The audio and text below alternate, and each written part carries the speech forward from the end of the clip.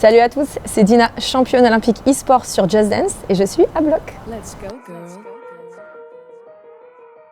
J'ai commencé ma carrière relativement tard par rapport à l'histoire de l'e-sport. Ça a commencé pour moi il y a 10 ans. J'ai toujours joué aux jeux vidéo, j'ai eu la chance de grandir avec des parents qui m'ont autorisé à jouer aux jeux vidéo, qui encourageaient la pratique avec mon frère de façon familiale.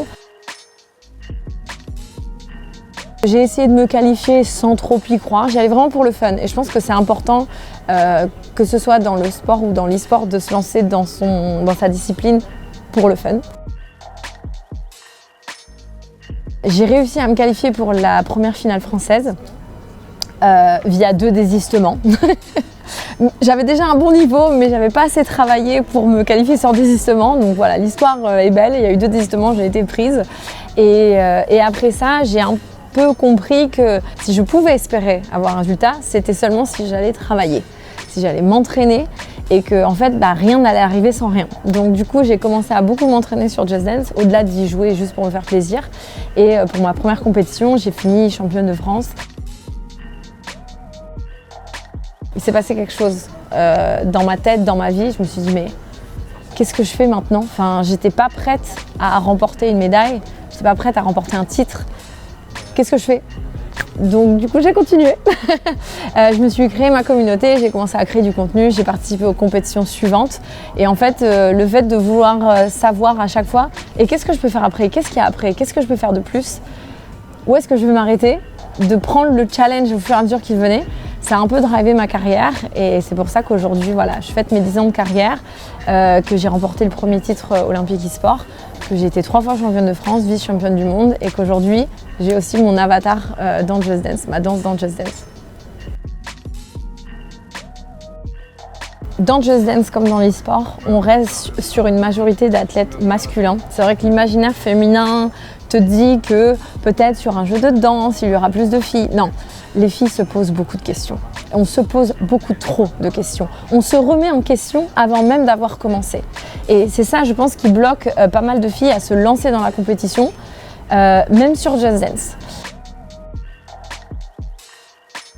C'est vrai que moi j'ai eu la chance, puisque j'ai un jeu à l'imaginaire un peu féminin, d'avoir moins de remarques négatives que d'autres e-athlètes sur d'autres jeux.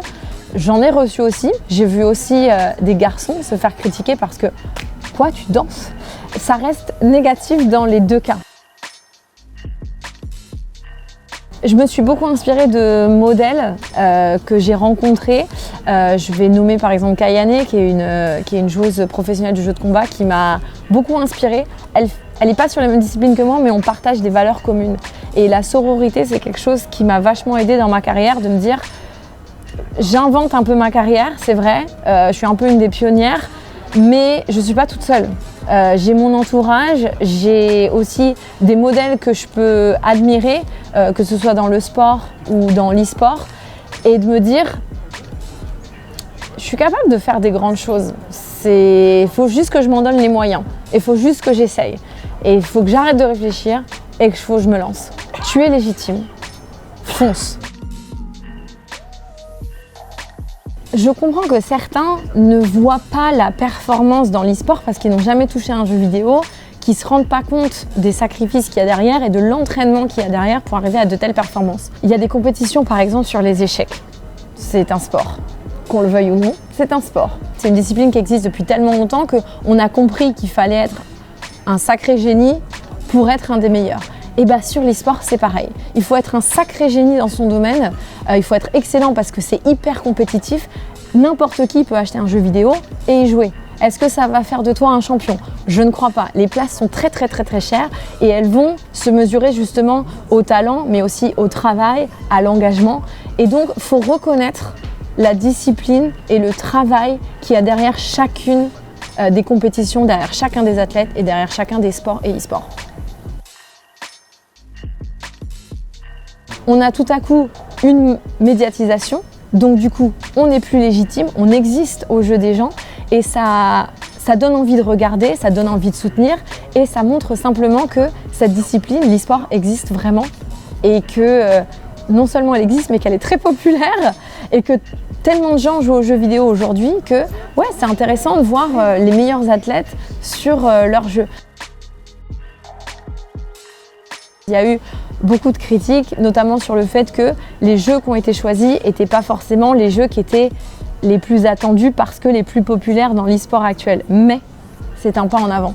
Et je pense qu'encore une fois, dans cette spirale positive, il faut se dire, c'est déjà ça qui a existé et c'est pas une fin en soi. Ça veut pas dire que League of Legends n'intégrera jamais les Jeux Olympiques e-sport ou d'autres jeux très populaires, Fortnite ou que sais-je. Ça veut juste dire que c'est un début et comme tout dans la vie, si on veut que ça se développe, il faut l'encourager. Il ne faut pas essayer de le détruire. Let's go, girls.